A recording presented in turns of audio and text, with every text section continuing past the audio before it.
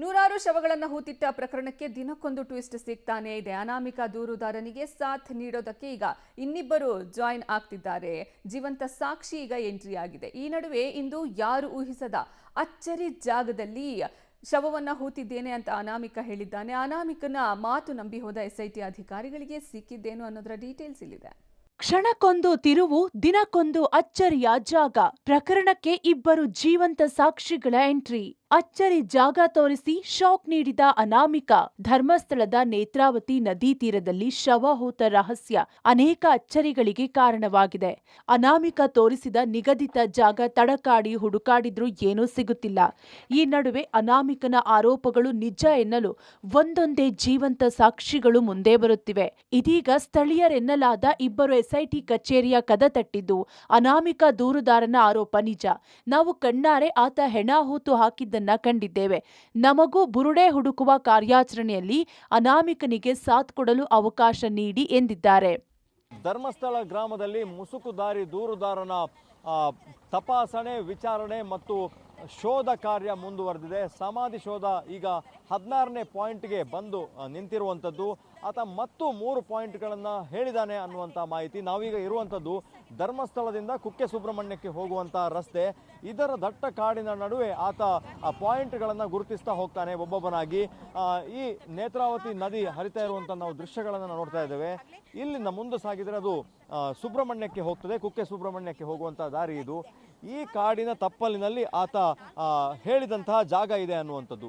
ಈ ನೇತ್ರಾವತಿ ಸ್ನಾನಘಟ್ಟ ಒಂದು ಭಾಗದಲ್ಲಾದರೆ ಈ ನೇತ್ರಾವತಿ ಹರಿಯುವಂಥ ಇನ್ನೊಂದು ದಿಕ್ಕಿಗೆ ನಾವು ಬಂದಿದ್ದೇವೆ. ನಮ್ಮ ಮುಂದೆ ಕಾಣುವಂತಹ ಬೆಟ್ಟ ಇದೆ. ಈ ಬೆಟ್ಟದ ನಡುವೆ ಆತ ಜಾಗವನ್ನು ಗುರುತಿಸಿರುವಂಥದ್ದು. ಶಾಕಿಂಗ್ ಜಾಗ ತೋರಿಸಿದ ಅನಾಮಿಕ.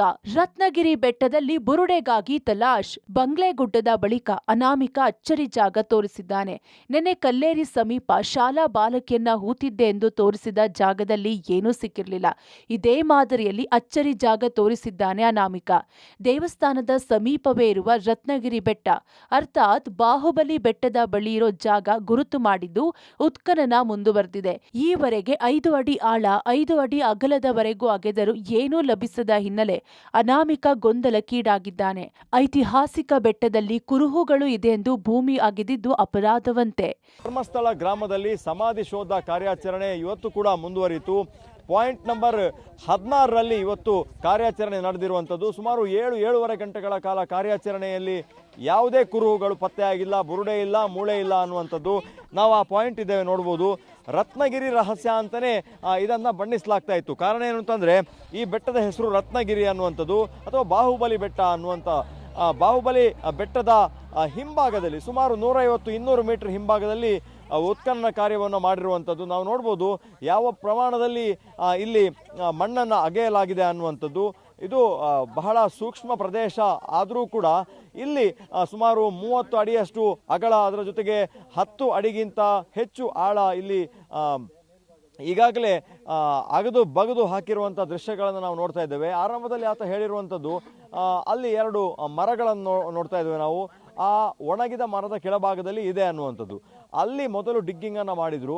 ಆನಂತರ ಅದರ ಅಕ್ಕಪಕ್ಕ ಅದನ್ನು ABC ಅನ್ನುವಂಥ ಒಂದು ಪಾಯಿಂಟ್ಗಳನ್ನು ಕೊಟ್ಟರೂ ಕೂಡ ಅದರ ಸುತ್ತಲೂ ಕೂಡ ಡಿಗ್ಗಿಂಗ್ ಮಾಡಿ ಯಾವುದಾದ್ರೂ ಕುರುಹುಗಳು ಇದೆಯಾ ಅಂತೇಳಿ ಚೆಕ್ ಮಾಡಿದರು. ಆದರೆ ಯಾವುದೇ ಕುರುಹುಗಳು ಈ ಕ್ಷಣದಲ್ಲಿ ಸಿಕ್ಕಿಲ್ಲ ಈ ಸ್ಥಳದಲ್ಲಿ.